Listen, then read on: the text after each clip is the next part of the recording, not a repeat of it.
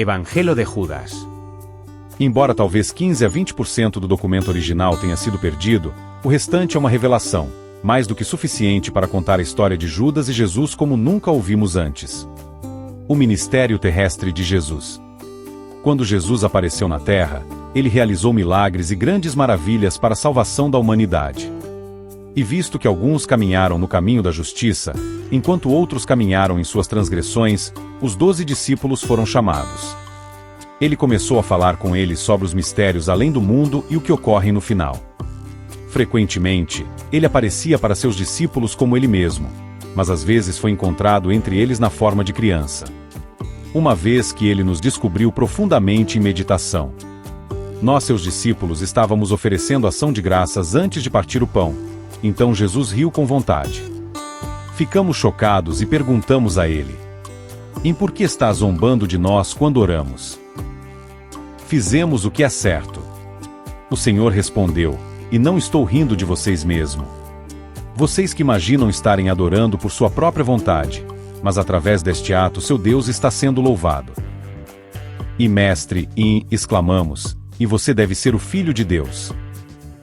Ele disse: "Vocês realmente acham que sabem quem eu realmente sou? Ninguém de qualquer nação irá conhecer minha verdadeira natureza." Quando ouvimos sua advertência, a raiva surgiu em nós, perversos pensamentos foram sentidos em nossos corações.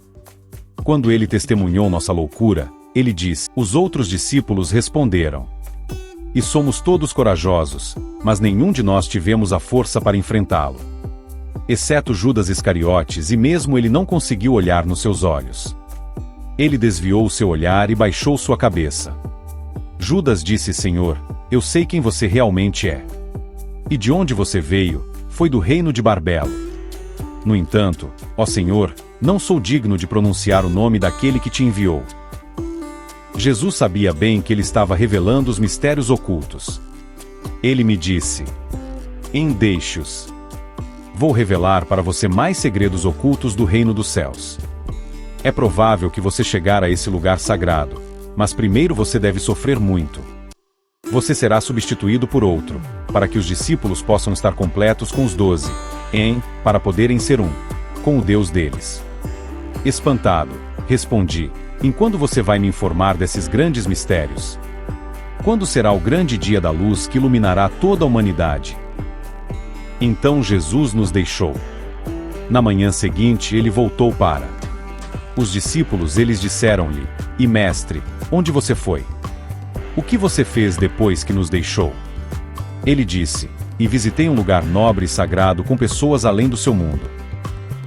Ficamos maravilhados e perguntamos a ele: Em que seres existem mais elevados e mais santos do que nós, que não são deste mundo?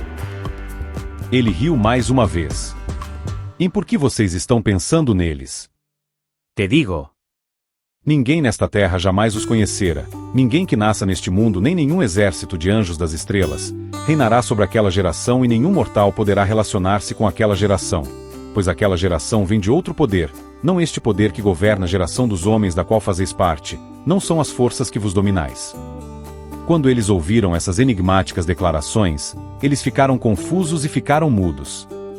Mais uma vez Jesus veio, os discípulos lhe disseram: E mestre, todos nós vimos você de uma forma estranha em um sonho ontem à noite. Qual o significado dessas visões tão misteriosas? Jesus disse: E por que esconder suas experiências? Fale. E vimos uma grande casa onde havia um enorme altar e 12 homens que chamaríamos de sacerdotes.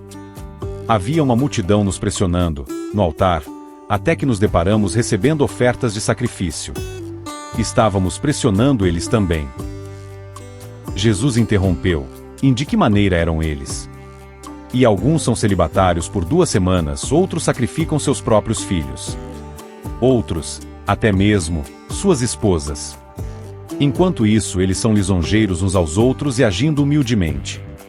Alguns até dormem com homens, outros são matadores, cometendo todos os pecados do livro.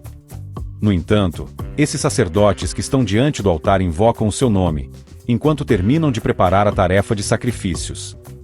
Seus sacrifícios imundos, seu altar permanece cheio de obscenidades.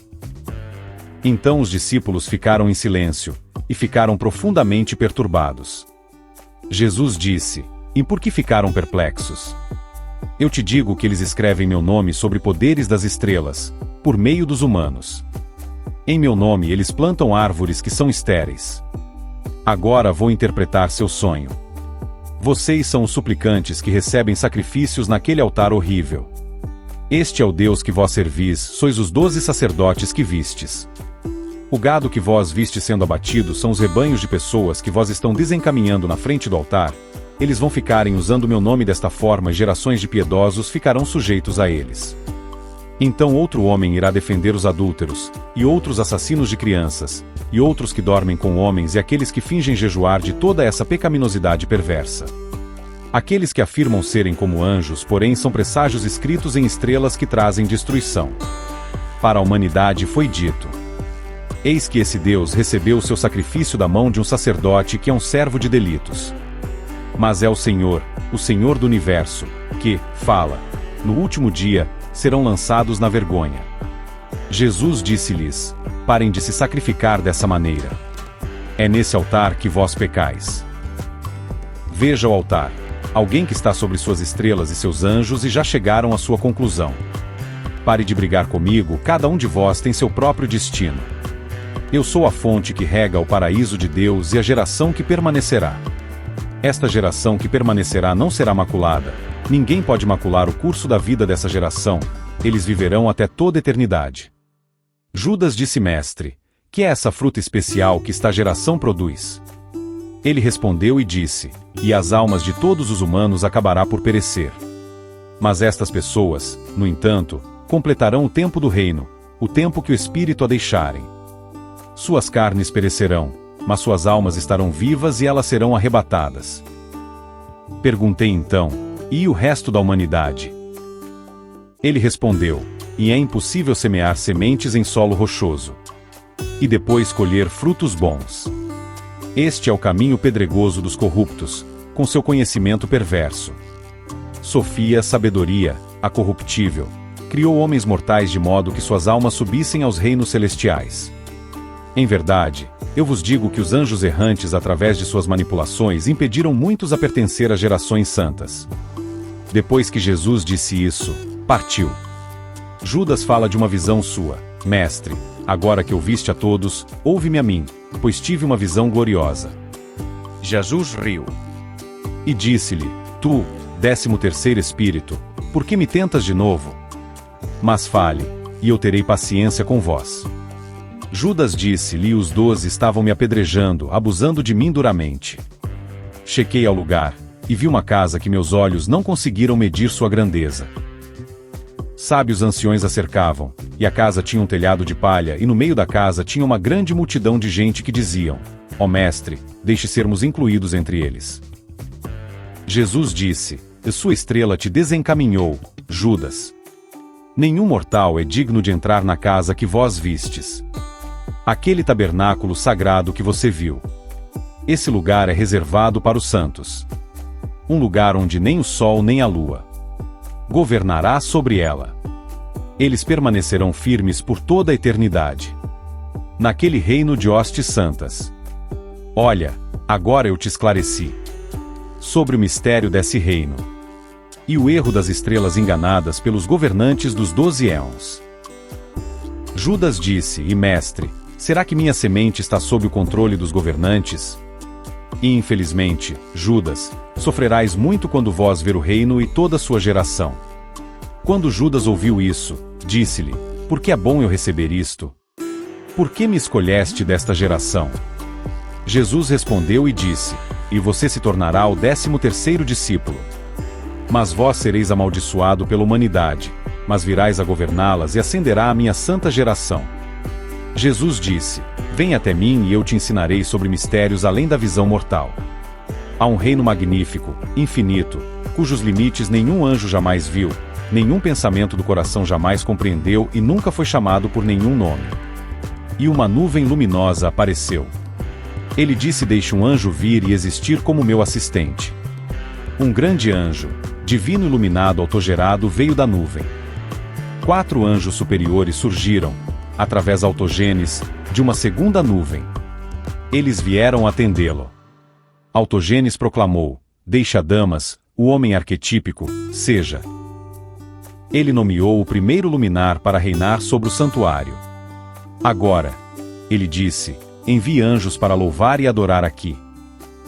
Uma multidão de anjos surgiu. Ele disse, deixe um Aeon iluminado passar a existir, e ele passou a existir. Ele fez o mesmo com a segunda luminária, e o mesmo novamente até o resto dos reinos da luz. Dessa maneira também criou os outros mundos iluminados. Deixou-os dominar sobre eles e os criou para eles coros incontáveis de anjos para ajudá-lo. Adamas viveu na nuvem primordial, ainda assim, nenhum dos anjos divinos. Pude ver aquela nuvem luminosa. Após a aparência de um anjo, ele criou a descendência de Sete. Por sua vontade, ele gerou incorruptível geração de Sete, os 12 e os 42. Fez aparecer 72 astros naquela geração incorruptível, conforme a vontade do Espírito então. Por sua vontade, os 72 criaram 360 astros, entre a geração incorruptível, segundo a vontade do Espírito, de modo que seu número correspondia a 5 de cada. Os 12 mundos dos 12 astros fundam seu pai com 6 céus para cada mundo, de modo que há 72 céus para os 72 astros, e para todos eles, 5 firmamentos para um total de 360 firmamentos, foi-lhes dado domínio e receberam um grande exército de anjos sem número, para a honra e veneração e depois igualmente como espíritos virgens, para a honra e veneração de todos os mundos, dos céus e de seus firmamentos. E a multidão desses imortais é chamada de cosmos, isto é, perdição, pelo Pai e as 72 luminares que estão com os autogerados e seus 72 éons. Nele, o primeiro homem apareceu com seus poderes incorruptíveis. E o Aeon que apareceu com sua geração, o Aeon em quem está a nuvem de conhecimento e o anjo, é chamado disse, deixe 12 anjos entrarem ser para governar o caos e o submundo. E olhe, da nuvem lá apareceu um anjo cujo rosto brilhou com fogo e cuja aparência foi contaminada com sangue. Seu nome era Nebro, que significa rebelde. Outros o chamam de Yaldabaoth. Outro anjo, Saclas, também veio da nuvem.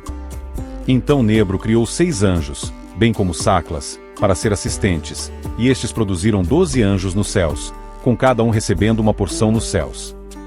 Esses 12 soberanos com seus 12 anjos disseram: em cada um de vocês deve guardar e proteger estas gerações. Primeiramente Sete, também chamado de Cristo. Em segundo lugar, Armatotian. Em terceiro lugar Galila. Em quarto lugar Iobel. Finalmente Adonaios. Estes são os 5, para governaram o submundo em primeiro lugar, o caos. Saclas dirigiu-se aos seus anjos. Informaremos 2 seres humanos seres à imagem divina, para serem chamados de Adão e Eva. Na nuvem, Eva será chamada de Zoe, ou vida. Em seu nome todas as gerações buscarão a vida. Saclas ordenou que eles e a sua descendência vivessem uma longa vida com seus filhos. Então perguntei a Jesus, qual o tempo mais longo que um ser humano poderá viver? Ele respondeu, e por que tens desejo de saber quantos dias que Adão e os seus viveram? Foi lá que ele recebeu seu reino com seu governante, e teve vida longa. Eu então perguntei, e a alma humana perece. Ele respondeu, Deus ordenou ao arcanjo Miguel que emprestasse almas aos seres humanos para que eles pudessem o servir. Mas o grandioso ordenou que Gabriel desse espíritos a uma grande geração que não tem o Senhor acima deles. Colocaram espíritos dentro da carne para habitar entre as gerações de anjos.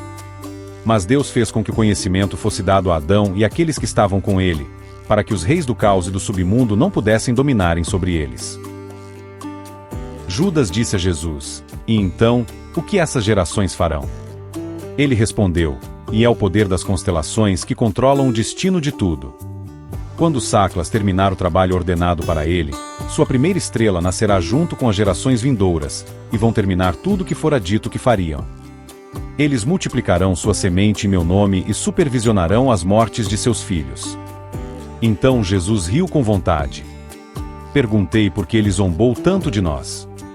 Ele respondeu, e não é vós que estou desprezando, mas os erros das estrelas. Estas estrelas flutuam à deriva com 5 oponentes, todos eles acabarão sendo destruídos juntos com suas criações. Judas disse a Jesus: O que será daqueles que forem batizados em seu nome? Eu te digo, Judas, que aqueles que fazem isso, fazem oferendas a Sacla são maus. Você deve ultrapassá-los, pois é o seu destino que sacrifique este corpo que me carrega. Então o reino auspicioso da geração de Adão será elevado acima dos céus, da terra e dos anjos, pois aquela geração é oriundo do reino eterno. Agora tudo foi revelado a vós, erga os olhos para a nuvem, e sua luz e as estrelas que a cercam. Essa estrela que guia é a sua estrela. Eu levantei meus olhos, eu vi aquela nuvem luminosa. Eu me tornei parte dela.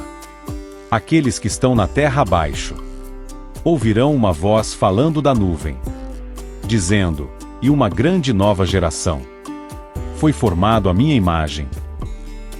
Imediatamente houve uma perturbação entre os judeus. Seus sumos sacerdotes reclamaram porque ele havia entrado no quarto de hóspedes para orar.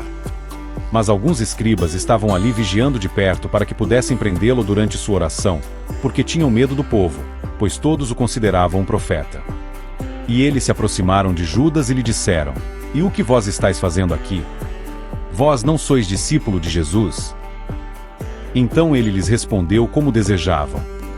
Então Judas recebeu algum dinheiro e entregou a eles.